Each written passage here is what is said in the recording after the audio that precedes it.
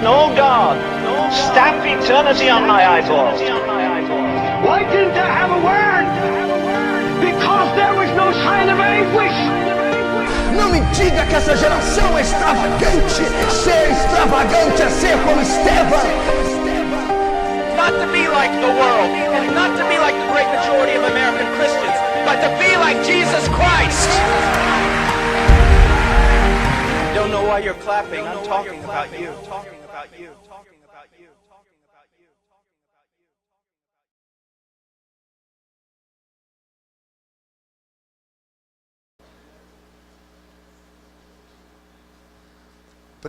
you. Paulo escrevendo à igreja da Tessalônica. 1 Tessalonicenses, capítulo 4, no verso...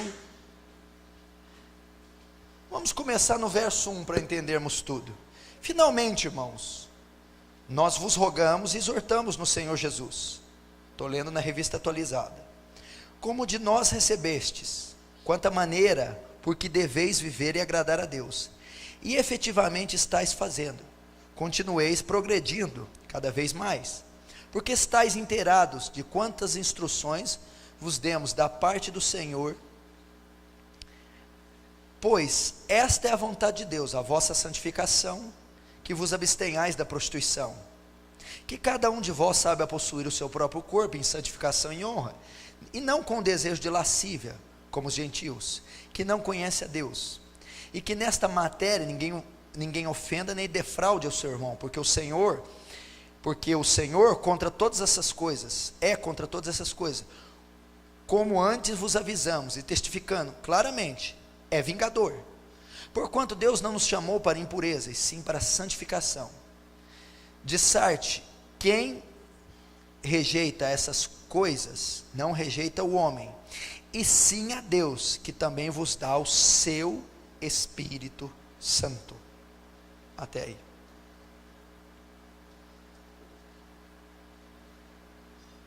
Santificação. Preste muita atenção. Estava conversando hoje com o pastor Ivan, que veio estar aqui conosco, participar do encontro, e ele me fez algumas perguntas sobre a santificação. Primeiro, fazendo menção de John Wesley, que cria na santificação plena, ou na quase total vitória sobre o pecado, um estado pleno de santidade ainda na terra. Sabemos que John Wesley, ele defendia isso, um segundo dom da graça, né? A graça que salva, depois outra porção dela para santificar, ou o batismo no Espírito Santo como uma segunda bênção, mais ou menos assim. E o que eu realmente entendo é que a santidade absoluta, nessa forma corpórea, nós não vamos ter. Isso não é possível de ter. Nós não temos como alcançar isso, porque isso compreende a glorificação, quando nós cresceremos a estatura plena de Cristo, sendo glorificados, tendo corpos semelhantes aos dele. Isso ocorrerá somente depois que se cumprir aquilo que está em 1 Coríntios capítulo 15, que é necessário que isso que é corruptível, olha só, Paulo está dizendo que é corruptível, se revista da incorruptibilidade. Então o apóstolo Paulo, que vamos dizer, seria talvez o homem que chegou numa conduta e numa forma de santidade mais plena, dizia: isso ainda não deixou de ser corruptível, sujeita à corrupção, à degradação e à pecaminosidade, ainda que retida em parte pela graça, pelo Espírito Santo. Então isso não pode ocorrer, e isso que é mortal se revista da imortalidade, cumprir-se-á a palavra que diz: tragada foi a morte na sua vitória. Então, se tragada foi a morte, também o aguilhão da morte. A morte compreende o quê? O pecado, que juntamente com o pecado, entrou a morte. Então, só vai ser tragada a morte, quando for tragada o aguilhão, a força da morte, o pecado. Então, só vai ser revestido da imortalidade, santificação plena, quando for glorificado. A morte também compreende um corpo de pecado, porque a morte tem como seu aguilhão, tem como a sua gasolina, a sua ferramenta, o pecado. Então alguém que não é imortal, não foi revestido de imortalidade, também não consegue a santidade plena, absoluta e total, ok? Então, não há a santidade plena. A segunda pergunta que ele me fez foi: pastor, a santificação nós alcançamos pela fé ou pelas obras? Não é a justificação. Justificação é pelas obras. O que é justificação? O que é ser justificado? O que é ser justo? É ser perdoado de todos os delitos, é ser considerado sem culpa diante de Deus. Então, toda vez que usarmos o termo justificados, é alguém que creu ao ouvir o Evangelho, se arrependeu dos pecados, nascendo de novo pela uma ação sobre-humana do Espírito Santo, e esse automaticamente é justificado, considerado sem culpa, perdoado dos seus pecados.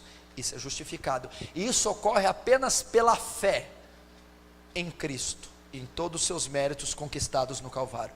E a santificação, ela ocorre, ela é produzida pelas nossas ações, pela piedade, pelas obras, ou também ela é pela fé?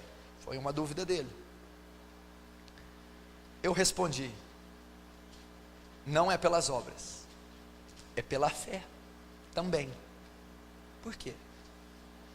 Nós não fazemos as obras para sermos santos,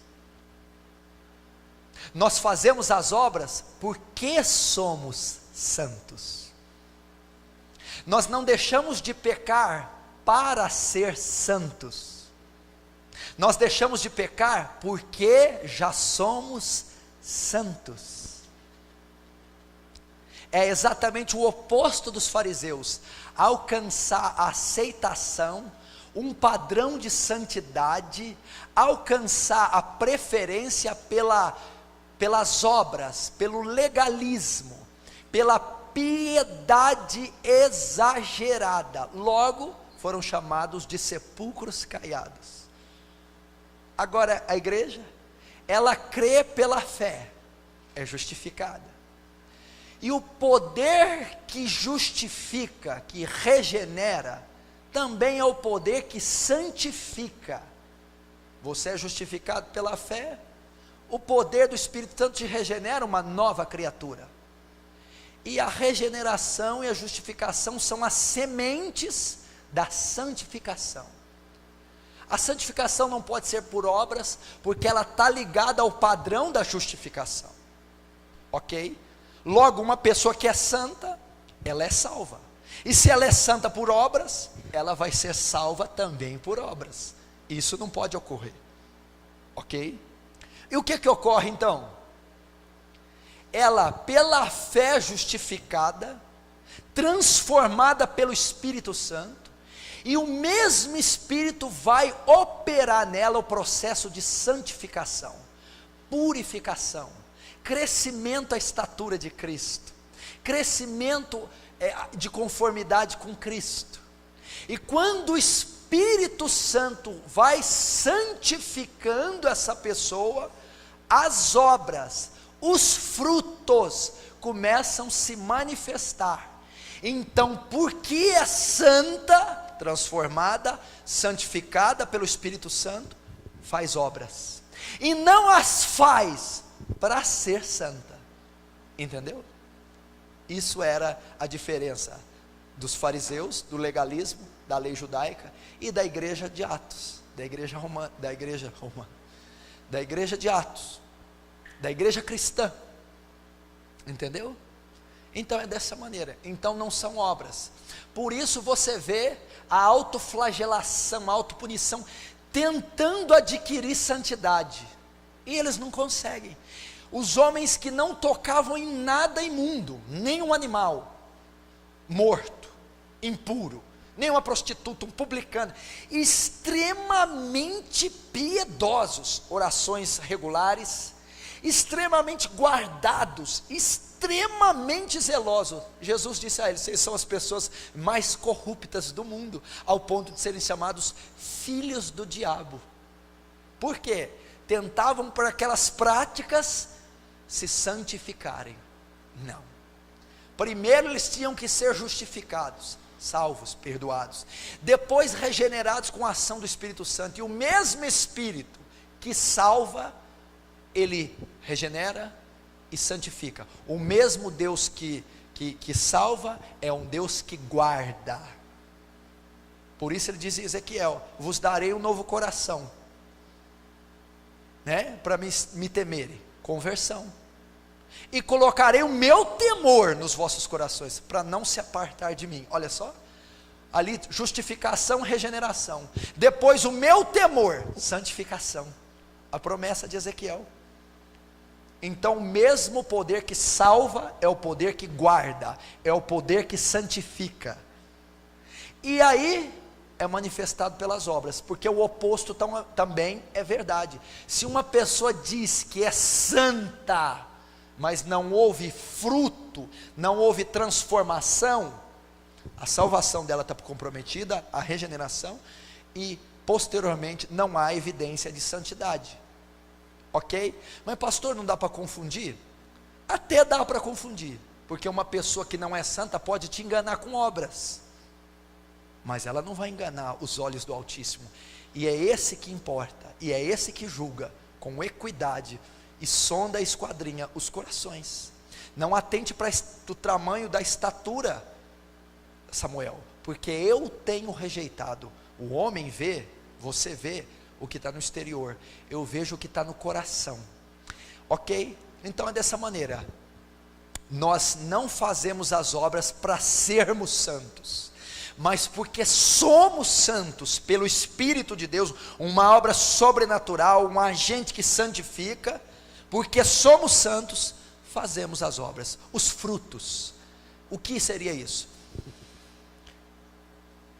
Quando nós nos convertemos,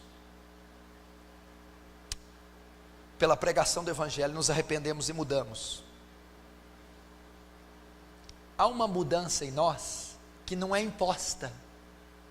Ela não é imposta, não são conjunto de regras e normas.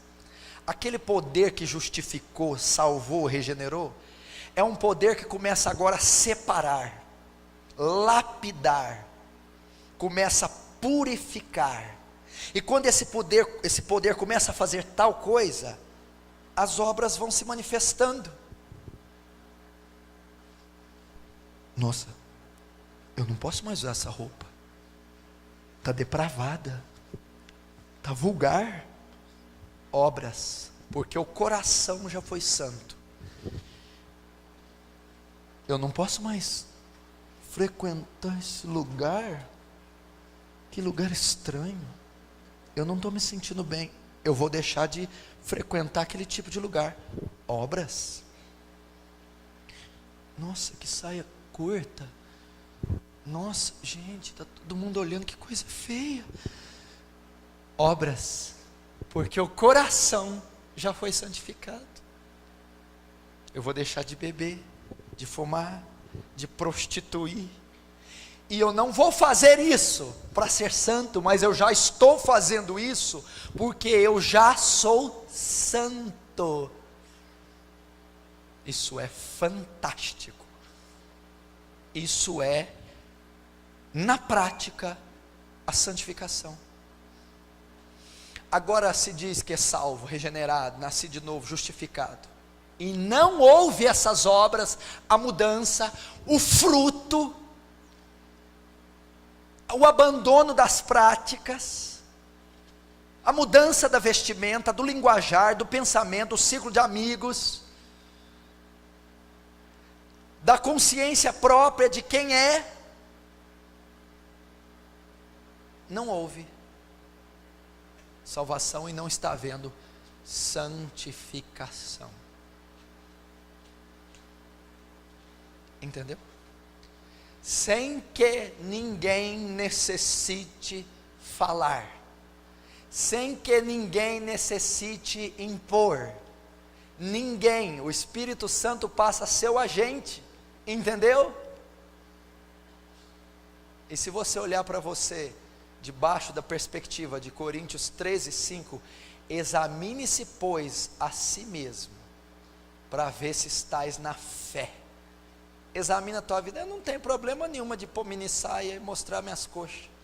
Eu não tenho problema nenhum de frequentar um bar. Nenhuma, não sinto nada quando eu consumo álcool.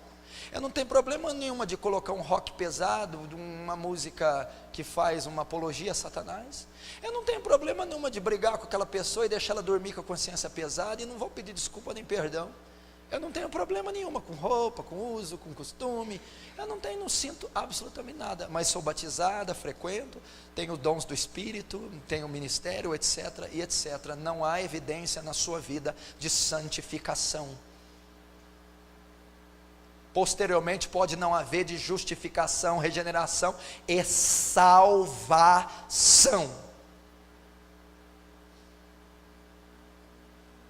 Entendeu?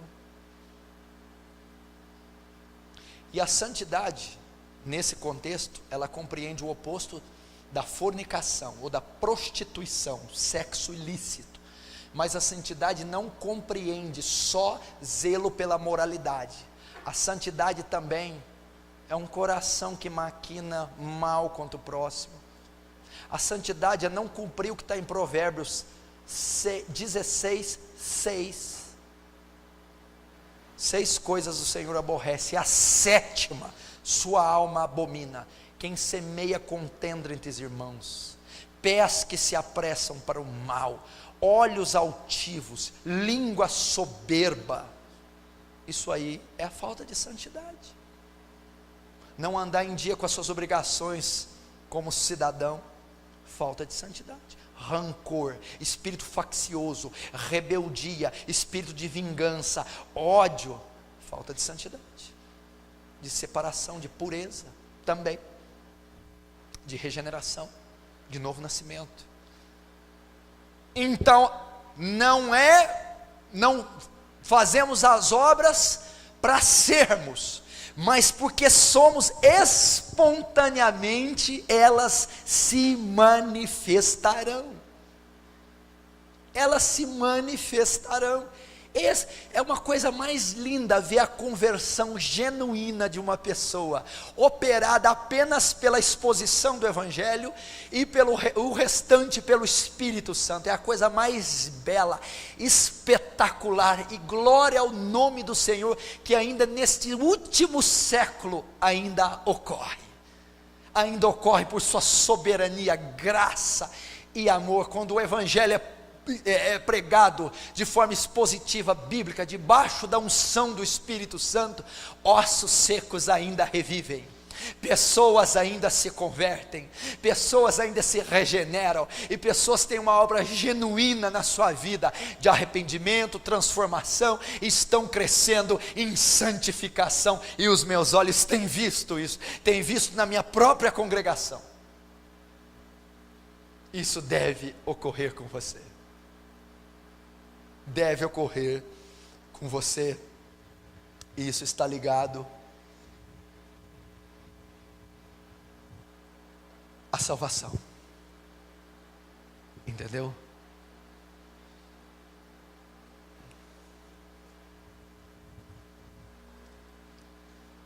Para terminar, eu vou terminar. Nós vamos ter ainda um louvor. Amanhã começa a bateria de sessões que eu quero abordar, que é muito importante. Sexo ilícito, masturbação, fornicação, homossexualismo e, para encerrar, aquele pecadinho que é só dar uma olhada, adulterou. Vamos tratar desse também, que esse é terrível. Esse está assolando a noiva. Aquele, né? Pequei.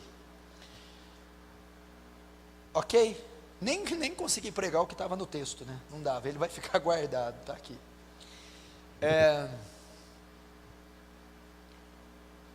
Eu quero deixar para falar isso no final.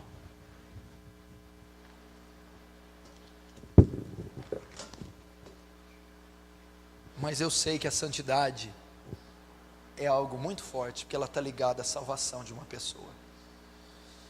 Ela está ligada, e nós devemos zelar pela santidade. Olha que palavra banalizada esses últimos dias. Quando eu coloquei ali, até eu fiquei meio assim, nossa, não está meio sensacionalista? Porque é tudo quanto é cartaz, música, congresso, e o povo não entende nada. Santidade, santidade. Profano, caiado. Santidade. Não. A santidade não depende dos olhos dos homens. Lá no meu banheiro, eu sou santo. Lá na frente do computador, eu sou santo. E se você tiver um pouquinho de temor, vai ficar com a cara vermelha. Lá com a minha esposa, eu sou santo, que eu não uso material pornográfico para me excitar para estar com ela. Com as minhas finanças, eu sou santo. Quando ninguém está vendo, eu sou santo. Quando o som da minha mente, ela é santa. Santidade é uma coisa valiosíssima. Santidade é uma coisa preciosíssima. Separação, purificação. Sair do meio dele.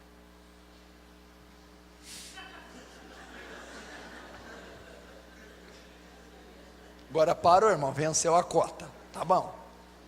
Que aqui é assim, começa rindo, termina chorando, viu? Já vou avisando.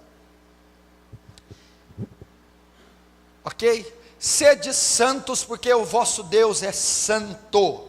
Sede santo como é santo aquele que vos chamou. Segui a paz e a santificação, sem a qual ninguém verá Deus. Bem-aventurados limpos ou puros de coração, porque eles verão a Deus. Salmo 115 também diz, Salmo 116 diz que quem é aquele que vai habitar nos céus, o verdadeiro cidadão dos céus, aquele que tem mãos limpas, puras, limpeza, santidade, meu irmão. Olha aqui, eu estou terminando, calma. A palavra do Senhor diz, e ela é explícita em Isaías, talvez não com o termo lógico, quando ele diz, a minha mão não está encolhida para que não possa salvar, nem meus ouvidos fechados, tapados, agravados, para que não possa ouvir, mas os vossos pecados fazem separação entre vós e vosso Deus, e as vossas iniquidades me encobrem o rosto para que eu não os ouçam. Aí ele vai continuar, as vossas mãos estão sujas de sangue. Ele está falando ali do pecado cometido, praticado com o corpo, sujas de sangue, sujas de iniquidade, sujas de imoralidade. Ele está falando da falta da santidade. É o que Isaías está dizendo, o que separa Deus de um homem é a falta da santidade. Vossos dedos, vossas mãos, irmãos, estão sujas. Cuidado com isso. Eu repito esse versículo de Timóteo, porque é o mesmo versículo que Paulo lança para nós. Ele diz, Timóteo, conserva-te ti mesmo puro. Ele diz, Aliança do Calvário, acampamento 2012, conserva-te puro, conserva-te santo, guarda a sua mente, sai desses lugares, desfaz dessas roupas indecentes, sai desse ciclo de amigos, quebra esse material pornográfico, desfaz desse site pornô. Ele está dizendo, separe-se, guarde a sua mente, exercite a piedade, clame e rogue a misericórdia de Deus, limpe-se, oh, por favor, é o clamor de Deus. Eu faço de novo a palavra daquele puritano, um crente santo é uma arma poderosa nas mãos de Deus. É uma arma poderosa. nas mãos de Deus. Não disse um teólogo, é uma arma poderosa na mão de Deus. Não diz quem tem dons de profecias, dons proféticos do Espírito, é uma arma poderosa na mão de Deus. Não diz do acadêmico, do músico, do cantor, é uma arma poderosa na mão de Deus. Ele diz um homem santo, separado, um homem de montes e de vales, um homem que abriu mão da tecnologia pornográfica, um homem que se abstém das amizades tolas, dos namoros sensuais e carnais, um homem santo, meu irmão, santo, um nazireu de Deus, que vive de mel silvestre e gafanhoto, que vive com os joelhos no chão, um homem que diz não para o sexo ilícito, diz não para a imoralidade, um homem que faz como Paulo: pastor, mas a santidade talvez é pela fé, ela ocorre sem esforço. Paulo: não, reduz o meu corpo à servidão, esmurra a minha carne, pois assim também combato, segundo a eficácia que em mim opera poderosamente. Paulo se esforçava para ser santo, Paulo esmurrava a carne, o corpo, para ser santo. Pastor, chega, está muito forte, muito denso para mim. É para ser forte, é para ser denso. Isso aqui é uma guerra. É a vida e a morte, não são terrenas. É a vida e a morte eterna. Você vai ver quando estiver sentindo o odor do ácido, o odor do enxofre, o odor do fogo do inferno. Você vai dizer: não foram fortes aquelas mensagens, não foram profundas, pois elas teriam me livrado desse odor. Não são fortes, não são, pois ainda não estão produzindo lágrimas, ainda não estão produzindo contrição suficiente, ainda não estão alcançando corações duros, indiferentes. Temos overdose de tantas coisas, temos congestão de tantas coisas: comida, drogas, música, vícios. Porque não temos uma overdose do Evangelho, uma overdose da palavra, uma overdose do Espírito? Não existe overdose do Espírito na Bíblia. Existe overdose sim, quando Eliseu diz: me dá porção dobrada do teu Espírito. Foi uma overdose do Espírito de Elias. Temos que ser saturados nesse encontro, temos que ser transformados nesse encontro. Para que sair daqui? Eu tive um entendimento diferente da vírgula, do ponto de Tessalonicenses. Desfrutei do futebol. Não, minhas entranhas se comoveram. A espada da justiça do Altíssimo me esmiuçou, a espada da lei me triturou. Eu fui atravessado por sua justiça, esmagado por sua santidade, golpeado pelo seu amor.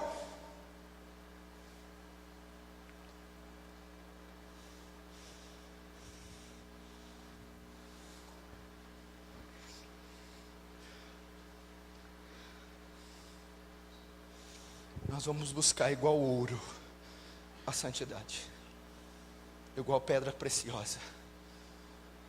Eu vou repetir aqui: assassinos não vão para o céu, ladrões não vão para o céu, idólatras não vão para o céu, corruptos, perversos, pecaminosos, ímpios não vão para o céu. Vão ser condenados por lago de fogo. Só que esse tema que está sendo abordado, quem não o possuir, também não vai para o céu, pois o Senhor é vingador daqueles que fazem essas coisas. Pois o Senhor julga quem faz, é réu do fogo do inferno. A imoralidade, a prostituição ou a falta de santidade é punida com a condenação ao inferno. Ao inferno, pois a Bíblia diz que um simples olhar para uma mulher cobiçando-a é o suficiente para identificar e caracterizar o adultério, a prostituição. Não brinque. Talvez você chegou aqui, pastor, eu estou até a garganta de entulho pornográfico, imoral, hediondo, sujo, profano. Na minha mente, pastor, é um canal de impureza, é a sede da iniquidade. A minha mente é um sepulcro, pastor, de pornografia. Ah, meu irmão, isso é digno do inferno. Eu não estou dizendo só para homem, não. Engana-se você que é só homem que tem isso. Eu aconselho centenas de pessoas. As mulheres estão quase que no mesmo pé de igualdade que os homens, em todos os aspectos da imoralidade ou da falta de santidade. Sabe o que a Bíblia diz? Quais cidades foram destruídas com fogo e enxofre? Quais? O que se era praticado lá? Então lá havia falta de quê? Menor rigor terão no dia do juízo essa geração do que uma geração que quis fazer sexo com anjos. Vou usar um termo extremamente chulo. Eles queriam estuprar os mensageiros angelicais que foram a Ló. E o Senhor Jesus Cristo está dizendo que essa geração que possui o Espírito Santo, a verdade do Evangelho, a graça de Deus, vai ter menos rigor no dia do juízo, se praticar os mesmos atos. Meu Deus do céu, isso é muito sério.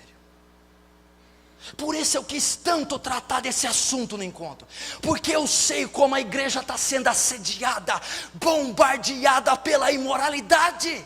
Eu não estou dizendo só de teoria ou do que eu li um dado na internet. São os aconselhamentos que eu faço diariamente, dos e-mails que eu respondo. Esse seguramente é um dos problemas mais atuais da igreja.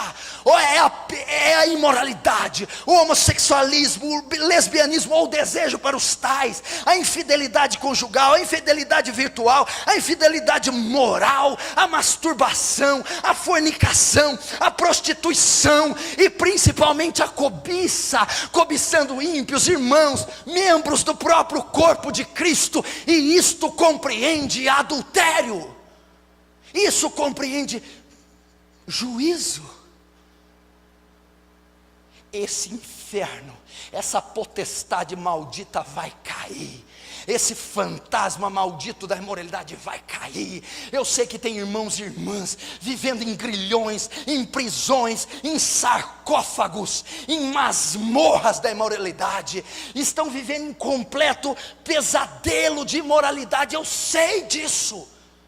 E talvez você ache que beber, fumar, outros pecados externos são piores ou maiores, e não sabe a luta e a dor que é alguém que lida com isso.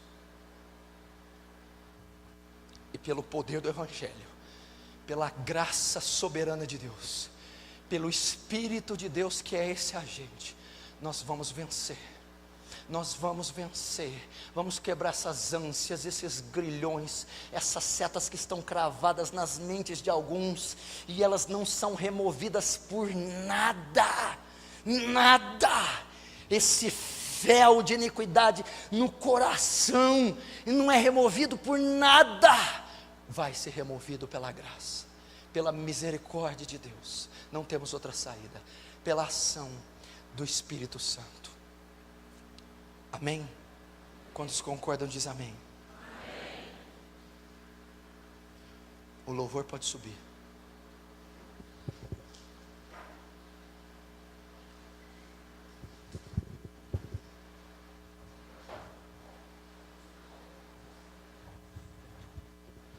Feche os olhos agora. Ore. O que você quiser orar, ore. O que você sentiu, quiser, ore.